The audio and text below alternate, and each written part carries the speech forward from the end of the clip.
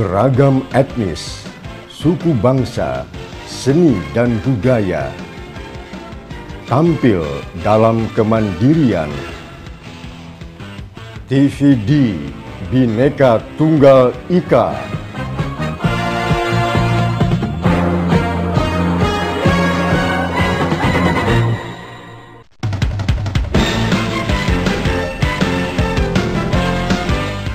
Program inspiratif, berwawasan, bertutur dengan hati, menembus relung jiwa dan pikiran, menetapkan visi dan misi menuju Indonesia Jaya.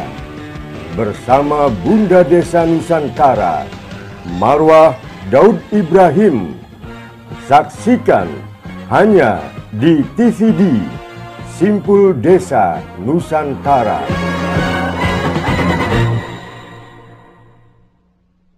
Bismillahirrahmanirrahim. Assalamualaikum warahmatullahi wabarakatuh. Saya Marwah Daud Ibrahim dari TVD dan saat ini sedang berada di kantor Euro Management. Dan bersama saya adalah Bapak Bimo Sasongko, seorang tokoh yang sangat konsen pada pendidikan Indonesia. Beliau adalah pendiri dan sekaligus pimpinan atau CEO dari Euro Management dan juga saat ini sebagai Sekjen Ikatan Alumni Penerima Beasiswa Habibie atau IABI. Hari ini kita bisa tahu banyak Pak ya, berbincang Pak Bimo ya, tentang berbagai hal yang selama ini menjadi concern Bapak. Dan salah satu yang menurut kami sangat menarik adalah ada sebuah gerakan yang Pak Bimo gagas akhir-akhir ini, yaitu mencetak 1 juta Habibie untuk Indonesia. Boleh Pak Bimo sampaikan apa dibalik gerakan yang menurut kami ini akan membantu Indonesia bangkit menjadi negara besar? Silakan. Ya, jadi backgroundnya ada beberapa hal yang ingin saya sampaikan. Pertama, yang saya ingin tunjukkan adalah bahwa bangsa Indonesia ini 30 tahun lalu ada di track yang benar. Yaitu pada saat dulu namanya Menteri Riset dan Teknologi Bapak Habibie membuat suatu program yang namanya program beasiswa pengiriman anak-anak SMA berbakat untuk studi ke negara-negara maju dunia. Dulu tuh ada 9 negara maju yang dikirim oleh Pak Habibie. Salah satunya Amerika, Kanada, Inggris, Prancis, Jerman, Belanda, dan juga Jepang dan Australia. Ada sekitar 7 sampai 9. Pada saat itu semua anak SMA di Indonesia dari tahun 1980 sampai program itu berhenti 97 tahu semua tuh. Jadi program itu saya juga heran kenapa dulu belum ada sosial media, belum ada internet, tapi semua anak SMA bisa tahu bahwa kalau saya lulus SMA di Indonesia, kebanggaan saya kalau saya bisa diterima di program ini. Lebih dari kalau saya diterima di ITB, di UI atau di UGM gitu. Nah, program ini berjalan selama hampir 12-15 tahun, dari tahun 82 sampai 1997. Nah, itu biasanya dikirim per tahunnya sekitar 100 orang. Nah, kita punya catatan bahwa program ini berhasil mengirimkan hampir 2000 anak SMA Indonesia.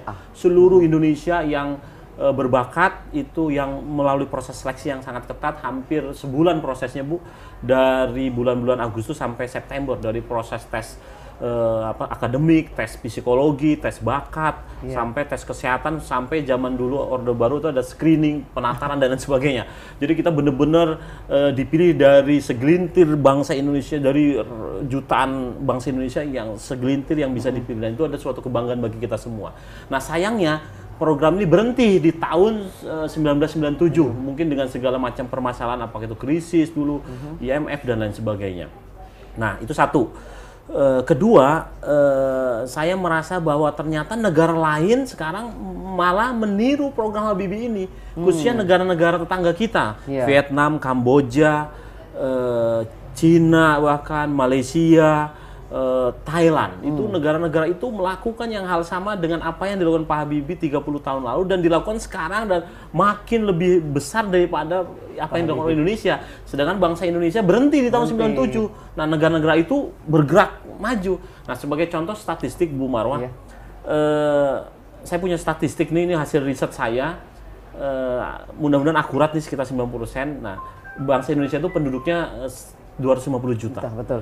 Nah, bangsa Malaysia itu 30 juta. Nah, Iya. jumlah mahasiswa Indonesia di luar negeri, khususnya negara maju itu 60.000. 60.000. 60.000 orang. Nah, kalau berdasarkan statistik, ya kan, artinya bangsa Malaysia itu penduduknya 1/7 atau 1/8 kali. Indonesia, ya, Kalau betul. bangsa Indonesia, orang Indonesia di luar negara majunya 60.000, jadi kalau 1/6 atau 1/7-nya hanya 10.000 mahasiswa Malaysia di negara maju. Faktanya Sebagai perbandingan, ya? Iya, faktanya sekarang 80.000 Malaysia. Lebih tinggi dari Lebih tinggi tiga. kalau secara proporsional penduduk. Yang lebih ekstrim lagi Korea Selatan. Makanya Korea Selatan ini saya merasa hebat sampai Sangat sekarang. maju. Mungkin itu salah satu yang membuat bangsa Korea Selatan khususnya tuh bisa menguasai dunia sekarang, khususnya di teknologi, adalah karena pengiriman mahasiswa. Dia penduduknya 50 juta. Iya. Harusnya kalau proporsional dengan penduduk Indonesia artinya 1/5, Ibu ya. Kalau penduduk Indonesia orang mahasiswa yang di luar negeri 60.000, 1/5 12.000. Nah, Korea itu Selatan punya 120.000 mahasiswa Korea di negara-negara maju dunia. Saat ini? Saat ini nih ya, sekitar 3-4 tahun terakhir ini, statistik ini. Nah, ini kan sesuatu yang mencengangkan kalau menurut saya. Dan itu saya yakin, sampai detik ini saya yakin, karena saya juga dulu pernah dikirim ke luar negeri sekolah, bahwa memang pengiriman mahasiswa ke pusat-pusat ilmu pengetahuan itu memang dibutuhkan untuk bangsa yang ingin maju sekarang. Iya. Ingin maju dengan cepat, karena kalau tidak ya bisa, tapi mungkin lama prosesnya. Nah, itu yang mungkin prinsipnya Pak Habibie, dia ingin mempercepat proses kemajuan bangsa ini. Karena kan negara lain juga bergerak cepat. Iya. Nah, untuk mempercepat itu adalah salah satunya melalui program pengiriman mahasiswa langsung ke pusat-pusatnya. Nah, kebetulan saat ini ya saya asumsikan 9 negara maju dunia itulah yang saya pikir menjadi tujuan mahasiswa Indonesia untuk sekolah ke luar negeri, khususnya ke negara maju. Jadi itu menjadi 2 trigger itu yang menyebabkan saya ingin menggaungkan di negara ini agar konsep sejuta Habibie untuk Indonesia itu bisa digaungkan pelan tapi secara masif, karena ini adalah penting untuk bangsa kita yang akan maju, apalagi di zaman globalisasi yang hampir apalagi masyarakat ekonomi ASEAN di ujung tanduk kita ini. Dalam beberapa bulan ini masyarakat ekonomi ASEAN akan terjadi dan kita harus siap bersaing dan melakukan suatu kompetisi yang global. Luar biasa. Tadi ada 2 Pak ya. Dari pertama Pak Bimo sendiri pernah mengikuti. Betul. Yang kedua, di akhir saat ini melihat, loh kok Indonesia yang boleh kata memulai sekarang sangat tertinggal. Nah, pertanyaan bahkan berhenti di level negara di ya. level negara, pemerintah. Kepedulian itulah yang Pak Bimo dan kawan-kawan terutama dari alumni penerima beasiswa Habibie merasa terpanggil. Saya ingin kembali di awal nih, menarik sekali nih. Ketika Pak Bimo mengikuti seleksi yang sangat ketat itu berarti usianya masih 18-19 tahun. Iya, betul. Tamat SMA Percis. Tamat SMA Percis umur 17-18 dengan tahun. apa namanya ya, dengan tingkat persaingan yang sangat tinggi. Betul. Nah, sehingga Pak Bimo saat ini juga melihat bahwa usia-usia seperti ini sebenarnya yang tepat untuk anak-anak berangkat ke luar negeri. Nah, katakanlah ada target yang sangat luar biasa, ada perbandingan dengan negara lain yang juga menjadi tantangan besar. Nah, sekarang saya ingin tanya, Euro Management sudah mengirim banyak mahasiswa, bahkan mungkin menyamai bahkan melebihi sudah yang dilakukan oleh Pak Habibie, sehingga sudah menjadi seorang katakanlah murid yang luar biasa ya. Betul. Nah, boleh nggak Pak Bimo menjelaskan ya, karena penonton TVD ini hadir di seluruh Indonesia, di daerah-daerah, dan biasanya yang bisa membeli parabola adalah mereka-mereka sebenarnya punya kemampuan yang luar biasa. Dan bayangkan kalau mereka yang sekarang ini ada mungkin di perkebunan, di pertambangan terpencil dan sebagainya, mendengar dari Pak Bimo, mudah-mudahan mereka akan tertarik dan juga melakukan langkah-langkah nyata baik secara pribadi, secara keluarga maupun secara institusi, atau melalui pemerintah daerahnya atau juga melalui perusahaan yang mungkin mereka sedang bekerja di sana. Pertanyaannya, apa yang sudah Pak Bimo lakukan? Bagaimana prosesnya selama ini sehingga bisa mengajak, lalu kemudian mempersiapkan, lalu kemudian mengirim orang-orang, anak-anak bangsa dalam usia yang seperti tadi yang Pak Bimo lakukan.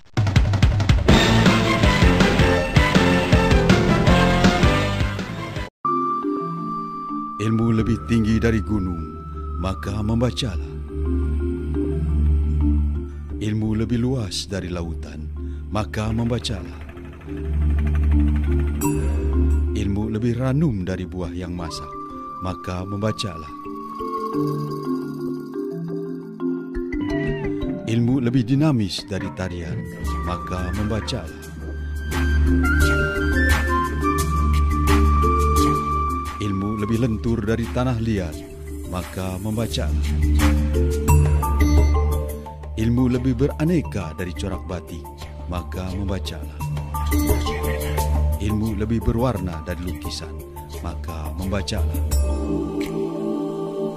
Ilmu lebih dahsyat dari ombak, maka membacalah. Membaca jadikan kita cerdas, manfaatnya jelas. Ya, Assalamualaikum warahmatullahi wabarakatuh. Saya sebagai Presiden PKS mengucapkan selamat kepada TVD yang selama ini terus melakukan karya-karya terbaik untuk kepentingan bangsa Indonesia. Kedepan saya kira TVD harus meningkatkan karya-karyanya dan juga menyebarkan lebih luas lagi ke seluruh Indonesia. Dengan cara itu TVD akan bisa memberikan pendidikan secara umum maupun secara khusus pendidikan politik. Dengan itu mudah-mudahan Indonesia yang cerdas bisa direalisir dalam waktu yang tidak terlalu lama. Sekali lagi terima kasih kepada TVD yang terus berkhidmat bagi kepentingan bangsa Indonesia.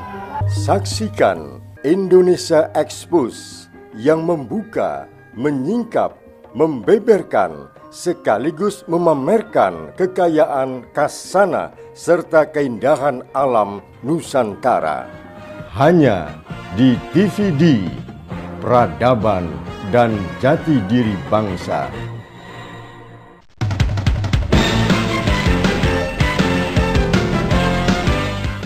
Dari konsep tadi itulah saya sebagai pribadi, sebagai alumni Pak Habibie juga, ya kan, merasa greget nih, ya kan, aduh kok bangsa kita ini yang mempunyai kemampuan yang luar biasa lebih baik dibanding 30 tahun lalu, dari segi ekonomi, dari segi informasi, dari segi negara. Orang tua Indonesia pun sekarang ini dibanding 30 tahun lalu zaman kita dulu itu udah kemampuan ekonominya udah meningkat, informasi sudah di mana, kok kenapa malah tidak banyak orang yang sekolah ke luar negeri, bahkan berhenti, bahkan secara statistik jumlah mahasiswa Indonesia di luar negeri menurun drastis. Nah, untuk itulah sambil menunggu gerakan dari pemerintah. Kenapa? Karena saya ngomong pemerintah karena merasa kalau pemerintah yang bergerak itu akan sangat masif itunya. Itu apa yang terjadi di Malaysia, Korea itu kan karena gerakan pemerintahnya yang benar-benar concern dan juga masif, sehingga memang outputnya juga bergerak dengan cepat dibanding kalau individu-individu melakukan sendiri. Nah, namun sambil kita menunggu, ya saya secara pribadi mendirikan namanya Euromanagement Indonesia.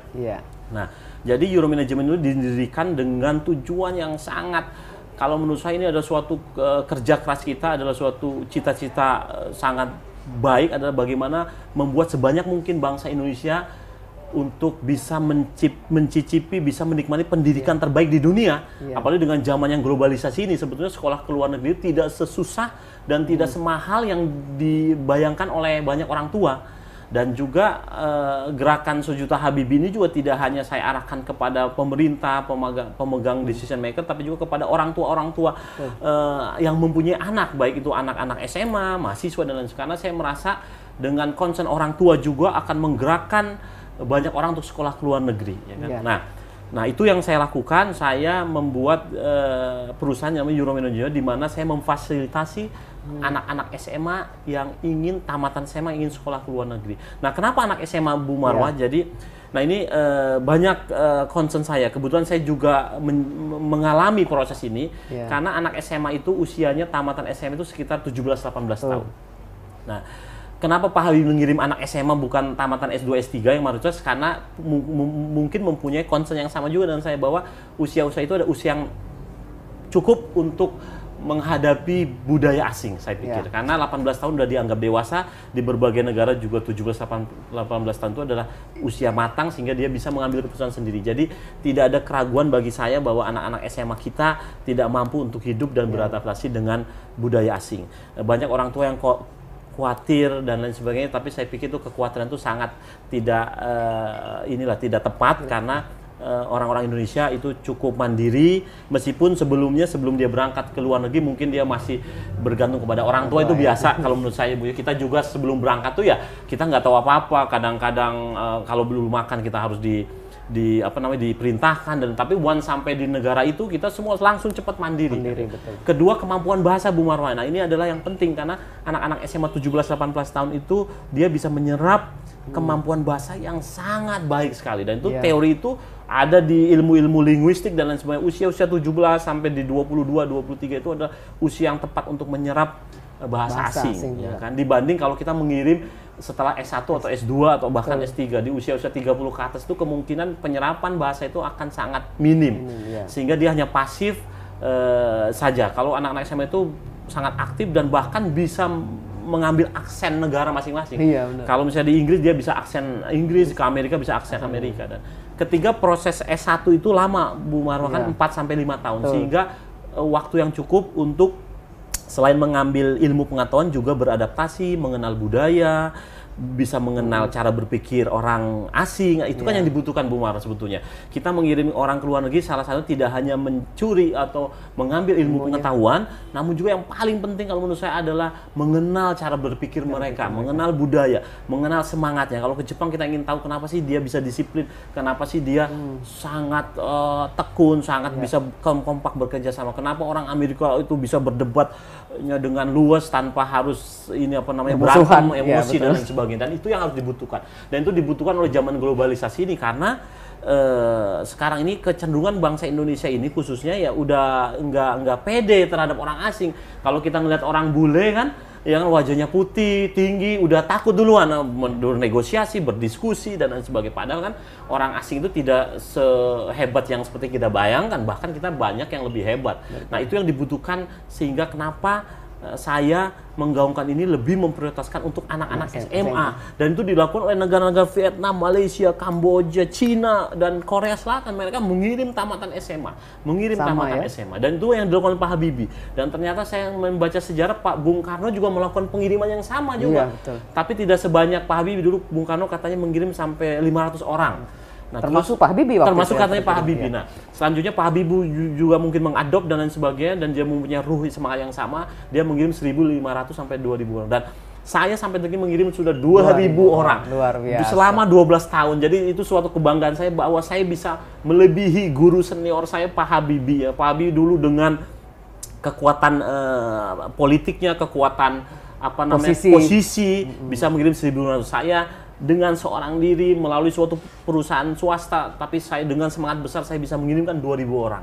Dan itu adalah suatu kebanggaan saya yang luar biasa. Dan ini saya ingin coba gaungkan bahwa ternyata seorang saya melalui suatu perusahaan kecil saya bisa mengirimkan 2.000 orang anak bangsa untuk studi S1 di negara maju dunia. Saya tidak mengirim ke negara-negara kecil, atau ini negara maju dunia, ke Jerman, ke Prancis, beberapa ke Amerika, ke Inggris, Belanda, Jepang, dan Australia. Nah, untuk itulah Euro Management ini didirikan untuk benar-benar memfasilitasi orang tua yang mempunyai anak-anak di usia-usia tamatan SMA untuk bisa sekolah. Dan itu bukan suatu impian di siang bolong, bahwa ternyata sekolah ke luar negeri tidak semahal dan sesusah yang dibayangkan. Bahkan dengan ada Euro Management ini kita bisa membantu memfasilitasi seperti itu, Bu Marwah. Jadi kenapa saya berapi-api terus selama ini untuk mengirimkan orang, khususnya anak-anak SMA, untuk studi ke negara maju dunia.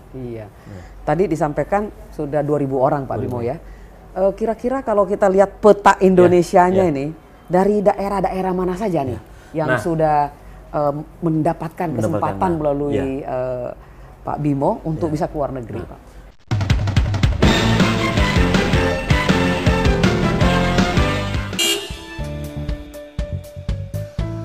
Baca apaan, Bang Didin? Asik bener. Baca memang asik, Pak. Bikin kita jadi cerdas. Namanya juga baca ramalan jodoh. Ramalan jodoh kali, tapi ramalan cuaca. Sembarangan. Ntar gua ramalin lo. Yang baju merah ketabrak ketoprak. Bang Didin lagi belajar matematika ya? Siapa yang mau pinter? Saya. Harus rajin membaca. Bang Ansip, tahu alamat ini gak sih? bisa baca nggak? Emang apa? Ini bukan catatan alamat, ini catatan bonutang. Waduh. Bonutang. Makasih ya. Hari gini belum bisa baca. Gimana sih? Membaca jadikan kita cerdas, manfaatnya jelas. Selamat buat TVD. Indonesia yang cerdas memerlukan TV yang cerdas. Dan apa yang terjadi saat ini, rakyat, masyarakat luas mengharapkan adanya proses pencerdasan bangsa, tapi yang diharus utamakan dalam TV-TV yang lain, TV-TV konvensional adalah justru isu-isu yang dangkal, isu-isu yang pandir, isu-isu yang tidak mencerahkan, tapi justru menggelapkan bangsa ini. Semoga dengan kehadiran TVD ini, betul-betul cita-cita kita mewujudkan masyarakat yang cerdas, menemukan medium yang cerdas. Hanya dengan cara itu kita bisa berharap Indonesia masa depan jauh lebih cerah.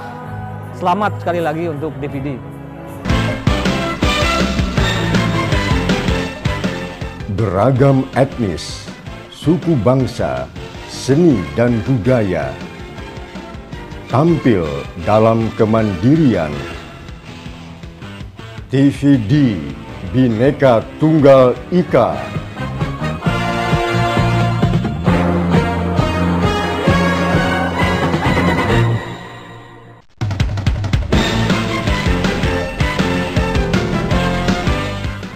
Nah, tentu saja untuk menginformasi ini sesuatu yang tidak mudah, meskipun zamannya sosial media, zamannya internet, kita melakukan banyak kunjungan, banyak roadshow ke seluruh wilayah di Indonesia, Bung Muara. Jadi tidak hanya memang 3-4 tahun pertama kita masih fokus di Jakarta, tapi 5 tahun terakhir ini kita sudah hampir merambah seluruh kota besar di Indonesia, kunjungan ke sekolah-sekolah, melakukan open house ke pusat-pusat kota dari Aceh, Medan, Padang, Palembang, Bengkulu, Pekanbaru, terus di Pulau Jawa hampir semua kota besar dari Bandung, Jakarta, Semarang, Surabaya, Jogja itu udah semua. Bali, bahkan siswa kita juga ada yang dari Lombok, dari Sumbawa, Maumere, sampai Kupang. Terus dari Kalimantan, hampir kota besar dari Balikpapan, Pontianak, Kaltara sekarang kita kunjungin juga, Bontang, pusat-pusat kekayaan Indonesia di situ, kita kunjungin semua sekolah-sekolah di sana.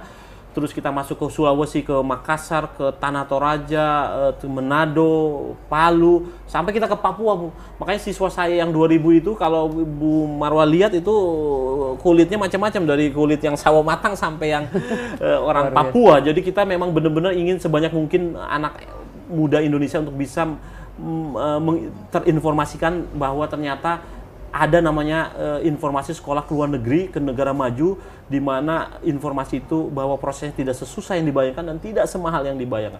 Jadi itu hampir seluruh wilayah. Jadi statistiknya sih hampir 40% di wilayah Jabotabek, sisanya 60% siswa kita itu sudah dari berbagai daerah di Indonesia.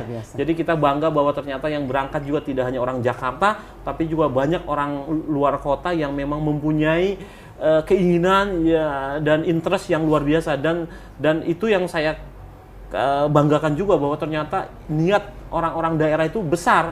Cuma kurang informasi. Ini yang makanya saya ingin terus menggaungkan tuh, kurang informasi. Kalau orang Jakarta mah biasanya sih udah tahu informasi, tapi orang luar kota kurang informasi. Tapi once kita berikan informasi, mereka tuh sangat antusias banget dan niatnya tuh sangat kuat, sehingga kita benar-benar bisa melayani. Iya, nanti kerjasama dengan TVD kita akan melakukan informasi lebih banyak lagi.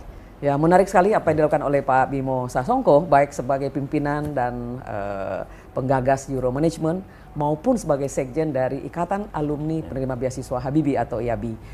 Pak Bimo, saya ingin tanya, dari sekian ribu mahasiswa yang Pak Bimo kirim, ini yang ke negara mana saja nih yang paling diminati atau fokus, seperti Bapak tadi katakan bahwa ya kita kirim ke negara yang paling maju sehingga mereka bisa belajar budayanya, belajar mindsetnya, dan tentu saja belajar ilmu dan teknologinya.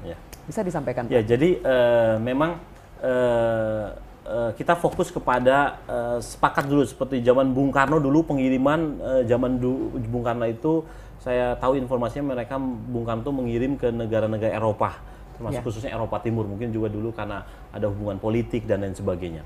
Selanjutnya pada waktu program Pak Habibie tahun-tahun 1980 sampai 97 beliau mengirim ke 9 negara di dunia itu. Nah, kita sekarang juga hampir sama nih karena memang konstelasinya masih negara-negara maju, kita asumsikan masih negara maju yang nyaman, yang sangat mendukung para mahasiswa asing tentu saja, dan juga mempunyai fasilitas riset yang bagus.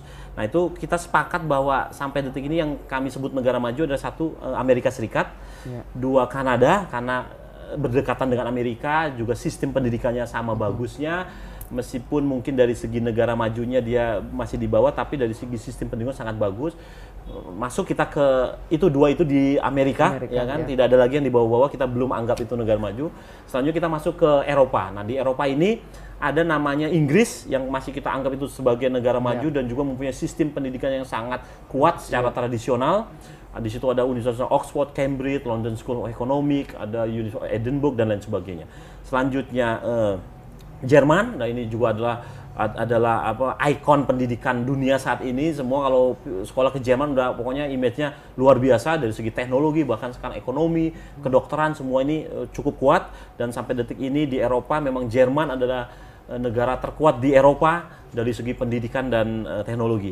Terus masuk ke Belanda, meskipun Belanda negara kecil, tapi kami masih anggap Belanda itu mempunyai sistem pendidikan yang sangat pluralistik, berbahasa Inggris, dan juga mempunyai universitas-universitas yang mempunyai budaya internasional kuat. Jadi di Eropa ada Inggris, Jerman, Belanda, dan Prancis. Nah, ini yang banyak orang tidak tahu bahwa Prancis ini ternyata negara juga yang sangat bagus secara tradisional dari segi ekonomi, dari segi teknologi, sains, dari segi kedokteran, ya kan. Orang masih nganggap bahwa ke Perancis hanya belajar fashion mode, padahal ternyata tidak. Kita bisa belajar robotik, aerospace, bahkan industri Airbus sekarang berpusat di Perancis. Jadi 4 negara itu di Eropa ya. Di luar itu kami belum anggap itu negara maju dan dengan sistem pendidikan yang bagus. Selanjutnya kita terbang ke Jepang tentu saja. Dan di Asia itu sampai saat ini Jepang yang masih kami anggap adalah suatu negara yang sangat bagus, layak, sistem pendidikan juga bagus, terbukti dia ekonominya, industrinya, teknologinya berkembang.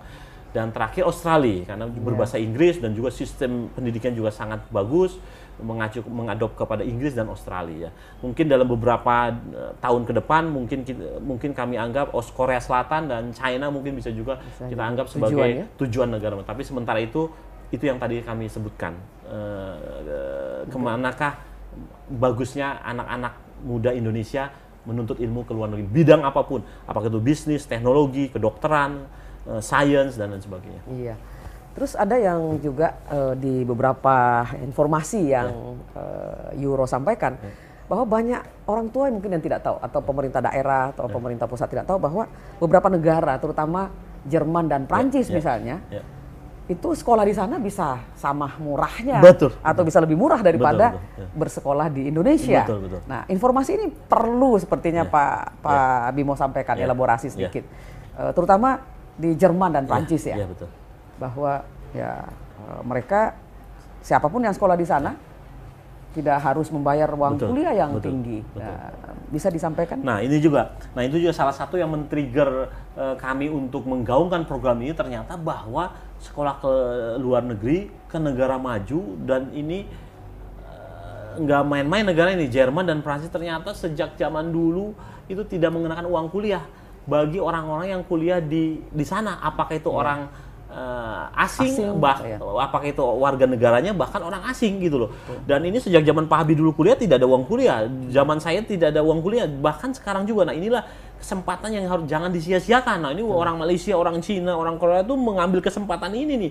Nah, bangsa kita juga jangan kalah mengambil kesempatan ini, bahwa ternyata di suatu negara yang maju dengan sistem pendidikan yang bagus, ternyata uang kuliahnya tidak dikenakan gratis. Nah, kenapa ini gratis? Banyak yang bertanya kan, kok nggak mungkin nih? Ya, memang berbeda karakteristik Jerman Prancis ini. Jerman Prancis ini kan negara sosialis, di mana undang-undangnya menyatakan bahwa seluruh warga negara berhak untuk kuliah dari SD sampai perguruan tinggi tanpa dikenakan uang kuliah sama sekali. Dari SD sampai S3 Iya, sampai bahkan S3 bahkan harus dibayar. S3 itu bahkan kita kalau kuliah S3 itu dibayar gitu. Nah, itu juga yang saya ingin tekankan, bahwa saya cenderung untuk menggaungkan agar pengiriman mahasiswa itu sejak tamat SMA, bukan tamat S1, karena kalau S2, S3 kita mengirim orang atau kita bergerak ke sana itu sebetulnya udah dibiayain.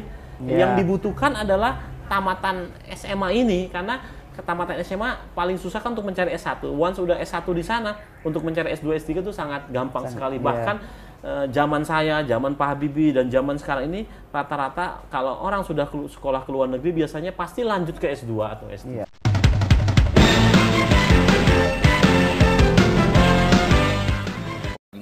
Selamat dimulainya penayangan TVD mulai hari ini 17 Agustus 2015. Semoga terus berkarya, bekerja, dan menghasilkan pencerdasan kepada masyarakat kita. Selamat sekali lagi, selamat.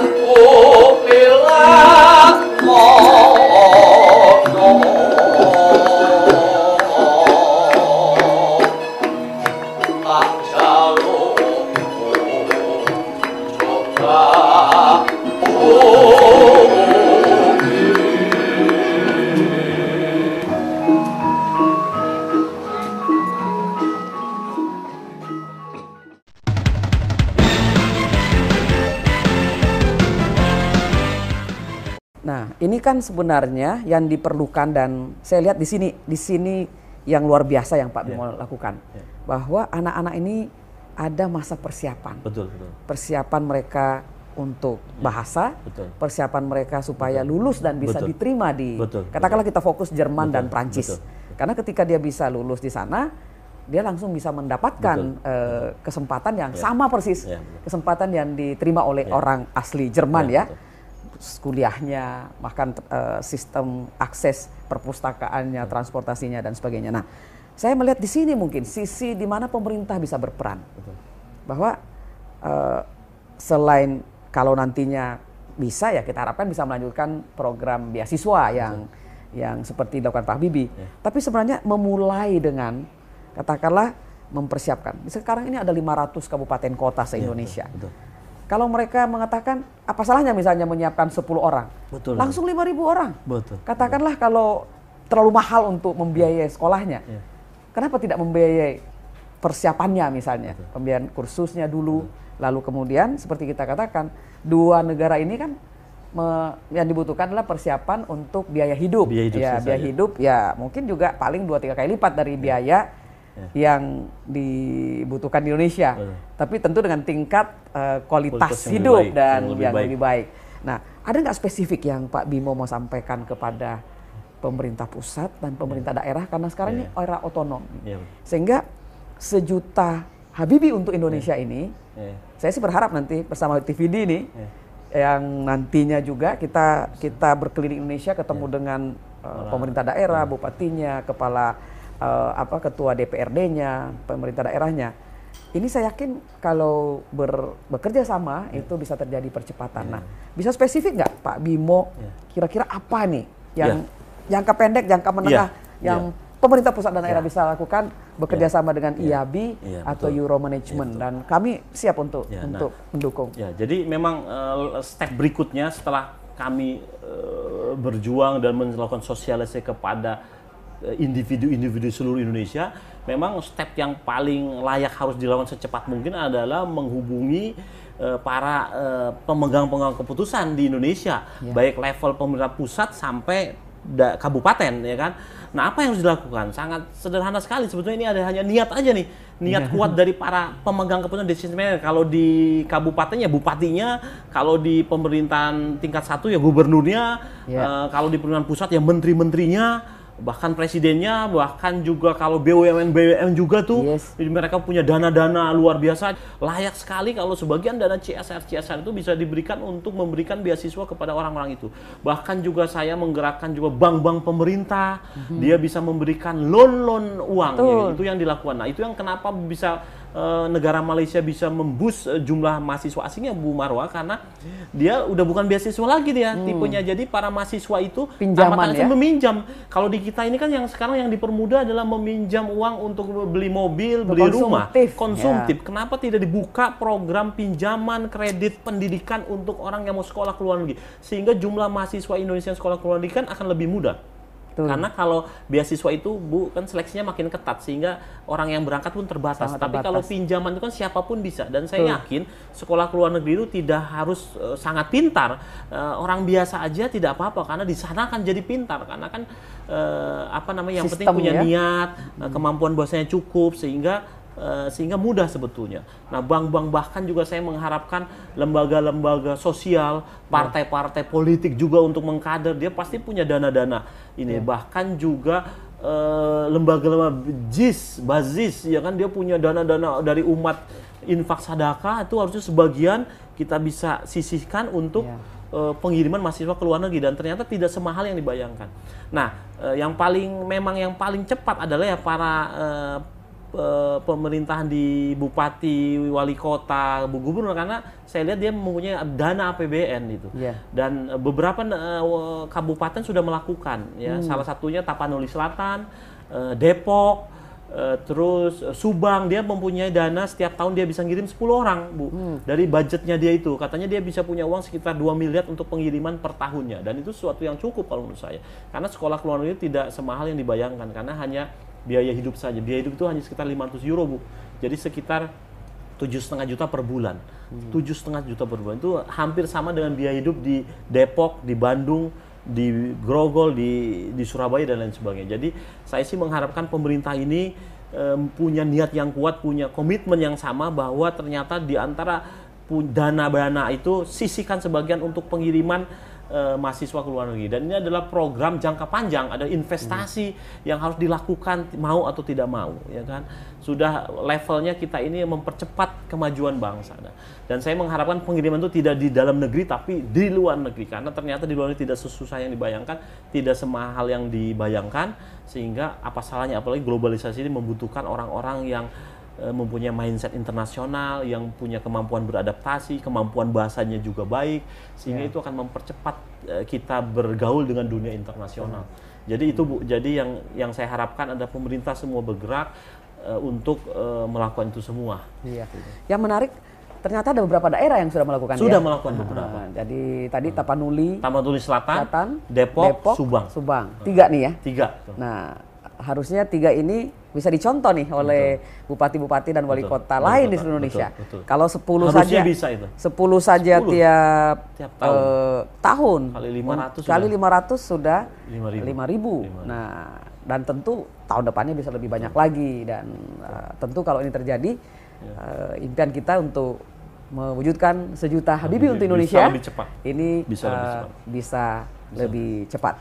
Mungkin ada tambahan, Pak Bimo, barangkali bisa kalau IABI misalnya, apa boleh dijelaskan teman-teman yang alumni itu apa saja yang sedang dilakukan saat ini, Pak? Nah, jadi kebetulan saya adalah Sekjen IABI. IABI ini Ikatan Alumni Program Habibie. Jadi dulu para mahasiswa yang dikirim oleh Pak Habibie sejak tahun 80 sampai 97 itu sekarang usianya udah antara 40 sampai 50-an tahun. Nah, mereka sekarang berkumpul membentuk suatu ikatan alumni. Memang ikatan alumni ini adalah ikatan alumni yang mengumpulkannya berat nih, karena mereka tersebar di mana-mana, seluruh dunia. Seluruh dunia, ini udah bukan levelnya Indonesia lagi, di seluruh dunia. Dan mereka ini dulu adalah berangkat sejak tamat SMA, sehingga memang untuk mengumpulkannya itu sangat berat. Tapi alhamdulillah setelah 2 tahun ini berdiri, alumni kita, target kita ada 4.000 orang, ya, sampai sekarang yang tercatat 2.000 orang, yang aktif mungkin sekitar 500 orang. Nah, saya termasuk sekjennya, dan kita sekarang melakukan berbagai macam networking. Kita juga salah satunya, ya ini salah satu ruh kita mendirikan IAB ini adalah untuk menggaungkan kembali program pengiriman mahasiswa Indonesia ke luar negeri sejak tamatan SMA. Kita menganggap bahwa jangan hanya berhenti di generasi kita kebanggaan ini. Kan dulu kita bangga semua bisa sekolah ke luar negeri, itu kan kebanggaan ini sekarang udah hilang, Bu, di anak-anak SMA di Indonesia sekarang. Mereka sekarang hanya dijaring bahwa kuliah itu hanya di lokal saja. Padahal di Malaysia, Vietnam, orang tuh udah dibuka bahwa sekolah S1 itu ternyata ada banyak lagi di luar. Nah, ini yang saya agak miris, sedih, ikatan alumni juga sedih, IAB, sehingga untuk itulah kita mempunyai ruh yang sama, bagaimana kebanggaan ini juga turun ke anak cucu kita. Zaman kita dulu aja bisa, yang 30 tahun lalu hanya digerakkan oleh seorang Habibie, masa sekarang tidak bisa? Kita kan sekarang udah ribuan Habibie, ya kan, dan kita udah dididik pernah di luar negeri, masa tidak bisa? Dan saya yakin bisa. Teknologi sudah ada, sosial media di mana-mana, informasi ada, konsultan-konsultan seperti Euromanagement juga sudah tersebar di mana-mana, sehingga itu mempermudah orang untuk sekolah ke luar negeri, Bu. Dan juga kemampuan ekonomi generasi sekarang juga sudah mulai meningkat. Dari segi pemerintahan juga kita juga sudah bagus, Bu. Jadi saya yakin program ini terus bisa bergulir, apalagi didukung oleh pemerintah, baik dari level wali kota, pemerintah tingkat 2 sampai ke pusat sekarang. Nah, ada tambahan lagi, Bu. Sekarang ini ada namanya program beasiswa LPDP. Nah, LPDP ini adalah kita dengar mempunyai dana abadi yang luar biasa sampai triliunan rupiah. Cuma memang kritik saya adalah pengiriman mahasiswanya belum sistematis, belum ada sosialisasi, sehingga orang tidak banyak yang tahu ini. Dan juga kedua adalah pengirimannya masih sebatas tamatan S2, S3. Nah, itu yang saya agak kritik. Harusnya yang dimulai pertama tamatan SMA, karena inti pengiriman mahasiswa ke luar negeri harus tamatan SMA. Itu yang dilakukan oleh Bung Karno, itu yang dilakukan oleh Presiden Habibie, dan itu yang dilakukan oleh semua negara tetangga kita.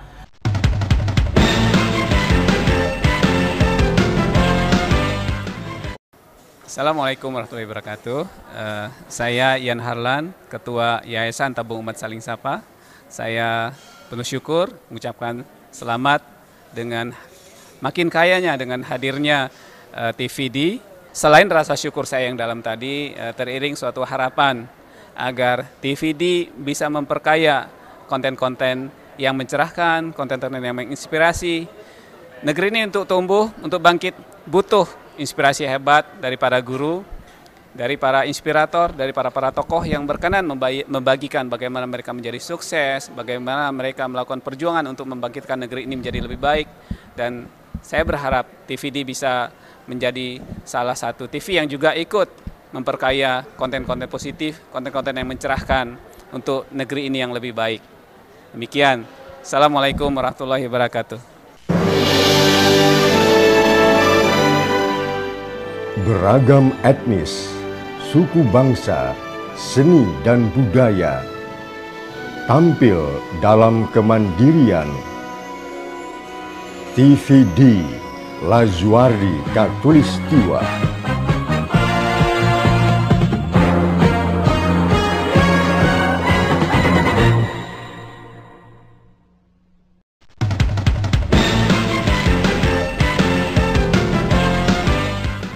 Jadi itu sedikit harapan saya, dan juga kalau hanya sebatas LPDP yang menggerakkan akan sangat lama. Kemampuan suatu institusi mengirimkan orang kan terbatas, paling setahun bisa hanya 100.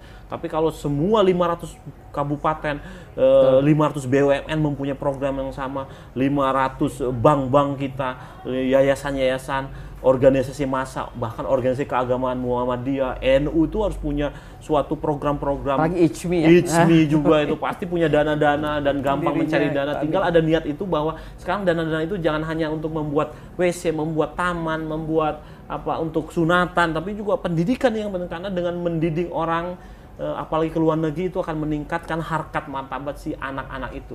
Dan IAB juga gitu Bu, anak-anak IAB dulu itu orang-orang biasa semua, bahkan petani, bahkan anak guru. Tapi sekarang mereka meningkat itu level pendidikannya, level keluarga itunya dan lain sebagainya. Itu kan karena hasil pendidikan. Iya. Jadi itu yang saya ingin mengharapkan kepada para pemimpin bangsa, decision maker untuk di antara kesibukannya jangan lupa terhadap program ini. Itu yang kehebatannya Pak Habibie, Bu Marwah. Di antara kesibukan yang super padat zaman dulu itu kan kita tahu bagaimana padatnya Pak Habibie. Tapi dia masih bisa memerintahkan, kirim ya 2.000 orang ke luar negeri, bayangin. Kenapa sekarang pemimpin kita tidak bisa seperti itu? Padahal kan ada akses itu gitu loh. Ya, gitu loh, Bu. Alhamdulillah ya. Kita semua ya, saya termasuk penerima beasiswa yang sama. Kemudian sekarang Ketua Umum PKS ya? Iya, nah itu Ketua PKS juga adalah alumni kita juga, dulu dikirim tamatan SMA juga. Iya. Terakhir nih Pak Bimo. Iya, betul. Kalau kita lihat ya, kita kan bicara kebangkitan peradaban. Betul. Jadi kita berharap peradaban itu kan berputar ya. Betul. Setelah pernah Mesir, pernah Yunani, Eropa dan sebagainya. Nah, kita melihat bahwa peran pendidikan ini sangat penting, terutama yang dikirim ke luar negeri. Bahkan di tulisan yang Pak Bimo jadikan dasar untuk kebangkitan atau program Sejuta Habibie untuk Indonesia ini juga memperlihatkan proses itu ya. Bagaimana Eropa misalnya belajar mungkin dari peradaban sebelumnya. Mungkin bisa sedikit menggambarkan bahwa yang kita lakukan ini bukan sekedar mendidik ini, kita akan membantu negeri ini bangkit. Ini waktunya nih. Eropa. Nah sekarang bergerak ke Asia, jangan sampai ketika di Asia Indonesia tertinggal gitu loh. Nah ada gambaran yang menarik gitu Pak Bimo ya, mungkin bisa ditutup dengan proses yang luar biasa menurut saya itu, gagasan Bapak yang sangat besar untuk kebangkitan peradaban. Gagasan saya yang mencetak Sejuta Habibie untuk Indonesia salah satunya tadi memang tadi satu lagi, bahwa memang apa yang kita lakukan ini sebetulnya inline dengan apa yang terjadi 1000-2000 tahun lalu. Tidak pernah berubah ini. Nah, contoh nih, peradaban itu kan bergulir terus nih. Semua peradaban maju itu proses sama seperti apa yang kita akan lakukan sekarang. Pertama peradaban Islam itu dia juga mencari ilmu, menerjemahkan ilmu, mencari pusat-pusat ilmu-ilmu dari Yunani Romawi. Nah, majulah peradaban Islam. Nah, Eropa merasa tertinggal kan. Dulu zaman Islam kejayaan di Baghdad, di Cordova, di Mesir ya, di Kairo itu, Alexandria itu Eropa itu dunia gelap udah ya kan. Jadi yang disebut beda sejarahnya, belum mandi, belum ngapa-ngapain tuh, pokoknya barbar katanya negara Eropa itu. Tapi dia mempunyai keinginan yang sama untuk maju juga. Akhirnya para orang-orang rakyat Eropa tuh belajar sampai berhari-hari untuk datang ke pusat-pusat budaya ilmu pengetahuan Islam di Cordova, di Spanyol, kebetulan agak dekat di Eropa, Cordova, Syria, Damaskus, terus ke Palestina dan lain sebagainya. Nah, Eropa maju. Nah, Jepang tidak mau ketinggalan, persis sama apa yang dilakukan oleh Jepang dengan adanya restorasi Meiji, Bu Marwah, itu ternyata saya baca sejarahnya itu persis sama, mengirim mahasiswa. Inti restorasi Meiji itu dia ingin bangsa Jepang sama persis seperti bangsa Eropa. Caranya bagaimana ya supaya cepat dikirim ribuan orang ke Eropa, Bu. Itu yang dilakukan oleh Jepang saat itu. Saya juga tidak ngeh sebelumnya. Ternyata restorasi Meiji itu intinya mengirimkan anak-anak muda belajar ilmu pengetahuan di Eropa supaya dia bisa membuat senjata, membuat kapal katanya, membuat pesawat terbang dan lain sebagainya. Bahkan tahun-tahun 1900 itu banyak foto-foto di universitas di Amerika, Bu.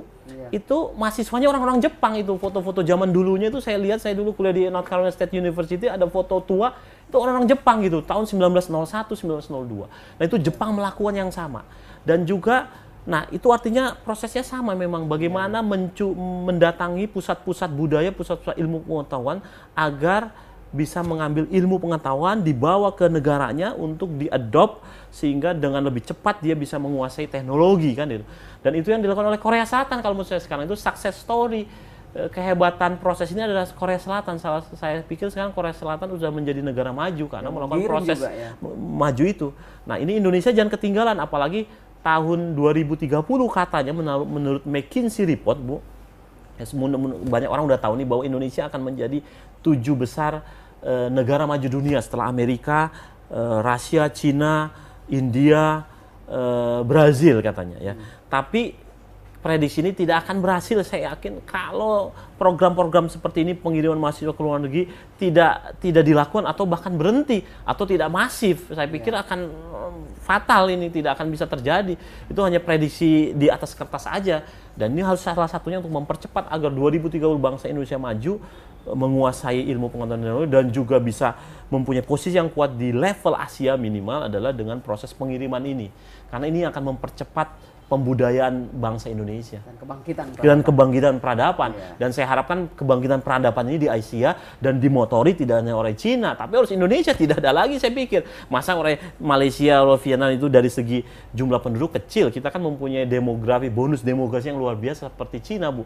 Jadi kitalah yang harus mendominasi ini selain Cina, saya pikir, ya kan. Jadi ya kita tunggu dalam 10-20 tahun, dan ini membutuhkan komitmen dari seluruh pemimpin bangsa kita dari level bupati sampai presiden untuk menggaungkan program ini, sama seperti seorang Habibie dulu 30 tahun menggaungkan program ini. 2.000 orang, zaman masih susah, sekarang zaman sudah enak, harusnya ratusan ribu bisa terkirim, ratusan ribu.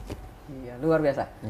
Jadi melalui pikiran, gagasan, dan kerja keras Bapak Bimo Sasongko, kita yakin Indonesia dari 2.000 menjadi 20.000, 200.000, ya, betul. Dan 1 juta jumlah penduduk, dan anak didik terbaik kita bisa dikirim ke seluruh tempat-tempat terbaik di dunia. Bukan berarti kuliah di Indonesia tidak baik, tapi dibutuhkan kontribusi pikiran-pikiran besar dan dari peradaban-peradaban yang sudah maju duluan untuk kita berinteraksi dan mengambil dari mereka. Begitulah yang dilakukan oleh negara-negara yang saat ini memimpin peradaban, dan begitu pula lah yang harus kita perjuangkan bersama. Dan saya bersama Pak Bimo Sasongko dari Euro Management mengharapkan partisipasi, dukungan, dan doa para pemirsa sekalian, dan kami berharap dari program ini akan lahir dan berlanjut dan sukses program Sejuta Habibie untuk Indonesia. Terima kasih. Assalamualaikum warahmatullahi wabarakatuh. Waalaikumsalam. Terima kasih, Pak. Terima kasih. Luar biasa. Ya.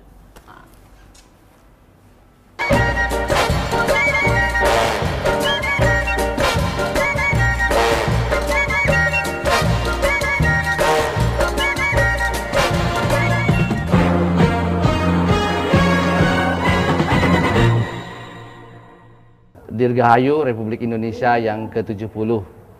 Semoga di dalam peringatan yang ke-70 ini kita bisa mengambil banyak hikmah dari peringatan-peringatan yang selalu kita rayakan tiap tahun. Saya ingin mengatakan ada 3 setidaknya hikmah yang bisa kita ambil dari perayaan 70 tahun Indonesia Merdeka. Yang pertama adalah kita bisa mengambil hikmah berupa rasa syukur dan menghormati mereka-mereka yang telah berjasa bagi kepentingan negara kita, yang memerdekakan Indonesia, yang mengisi pembangunan Indonesia. Dengan itu kita insya Allah akan menjadi bangsa yang tidak melupakan jasa-jasa para pendahulunya. Yang kedua, dengan peringatan 17 Agustus ini, kita sebagai bangsa terus-menerus diingatkan tentang potensi-potensi yang kita miliki. Kita adalah bangsa besar, kita bukan bangsa kecil, dan kita memiliki potensi untuk menjadi besar. Ada 3 modal yang kita miliki sebagai bangsa, yaitu pertama adalah jumlah penduduk yang sangat besar, kita nomor 4 di dunia. Ini merupakan potensi yang sangat luar biasa kalau kita bisa memanfaatkannya, bisa memberdayakannya dengan sebaik-baiknya. Apalagi di era bonus demografi yang dimulai dari tahun 2012 sampai nanti tahun 2030-an, itu kalau dimanfaatkan akan menjadikan kita bangsa yang disegani. Yang kedua adalah kita punya potensi dari sisi sumber daya alam. Hampir tidak ada sumber daya alam yang tidak dimiliki oleh Indonesia. Kita bisa menyebut apa saja, insya Allah ada di Indonesia. Artinya kita insya Allah bisa memberikan satu kontribusi karena kekayaan sumber daya alam ini. Dan yang ketiga, modal yang kita miliki adalah modal sosial. Kita bangsa yang sangat majemuk, kita bangsa yang memiliki keragaman budaya, keragaman suku, keragaman agama. Selama 70 tahun ini sudah terbukti kita menjadi bangsa yang terus rukun. Dan kalau kita runut ke belakang sebelum kemerdekaan, tentu usia kita, keharmonisan kita itu sudah terbangun ratusan tahun. Ini merupakan modal ya yang tidak dimiliki oleh bangsa lain, di mana ada bangsa-bangsa yang tadinya memiliki keragaman tapi akhirnya hancur, lebur. Nah, ini merupakan modal. Jadi 3 modal ini menurut saya penting buat kita ke depan ya. Nah, dalam konteks modal sosial saya ingin menekankan, dan ini harus kita jaga terus selamanya. Yang pertama adalah modal sosial berupa rasa kepemilikan ya, sense of belonging. Kita ini sebagai bangsa tidak boleh ada satupun rakyat Indonesia yang tidak merasa memiliki negeri ini. Negeri ini adalah milik kita semua. Tapi di sisi lain juga tidak boleh ada seseorang atau sekelompok orang yang merasa hanya dirinya pemilik negeri ini. Negeri ini adalah milik kita bersama. Itu yang disebut sense of belonging. Modal sosial yang pertama. Yang kedua adalah sense of togetherness. Rasa kebersamaan. Kita beda suku, kita beda bahasa, beda budaya, beda agama. Tapi kita bisa menjalin kerjasama. Lihat para founding fathers kita. Mereka dari beragam agama. Tapi mereka bisa kemudian bersama-sama memerdekakan negeri ini dan kemudian membangun fondasi negeri ini di atas perbedaan-perbedaan yang mereka miliki. Karena di atas perbedaan itu, di situ banyak sekali persamaan-persamaan. Disitulah kita bisa membangun sense of togetherness. Dan yang ketiga adalah trustworthiness, saling percaya di antara kita. Mungkin kita dengan perbedaan-perbedaan, ya kita suka salah sangka atau kita berburuk sangka kepada orang. Menurut saya sebagai bangsa, kita harus hentikan prejudis, berburuk sangka kepada orang lain. Kita harus percaya semua anak bangsa yang merasa memiliki negeri ini pasti punya niat baik untuk miliknya tersebut, punya niat baik untuk negeri ini. Nah, nanti di lapangan realitas nyata, kita harus lihat siapa yang benar-benar punya niat baik dan siapa-siapa yang bohong niat baiknya. Mereka yang niat baiknya betul, jujur, amanah, pasti perilakunya juga akan memberikan kontribusi kepada bangsa ini lebih baik. Tapi mereka yang hanya sekedar mengatakan niat baik, tapi di lapangan justru banyak menciptakan kerusakan, kemadorotan buat bangsa ini, maka berarti adalah kedustaan. Nah, yang seperti ini itu harus ditindak berdasarkan hukum yang berlaku di negeri kita. Jadi kita bersama-sama saling percaya berdasarkan kepercayaan, ya saling percaya maksud saya.